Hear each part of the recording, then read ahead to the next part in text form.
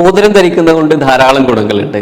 ഏത് വിരലിലാണോ നമ്മൾ ധരിക്കുന്നത്, ഏത് ലോഹമാണോ ധരിക്കുന്നത്, ഇതിന് അനുബന്ധമായിട്ട് ഒരുപാട് ഹെൽത്ത് ബെനിഫിറ്റുകൾ ഈ മോതിരം ധരിക്കുന്നതിലൂടെ നമ്മുടെ ശരീരത്തിനുണ്ട്.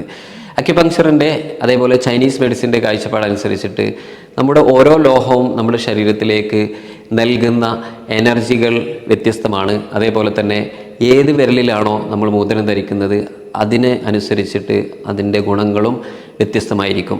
നമ്മുടെ തമ്പിലാണ് നമ്മൾ മോതിരം ധരിക്കുന്നതെങ്കിൽ അത് നമ്മുടെ ശ്വാസകോശ സംബന്ധമായിട്ടുള്ള രോഗമുള്ള ആളുകൾക്കൊക്കെ ഏറ്റവും ഗുണകരമാകുന്ന ഒരു ശീലമാണ്.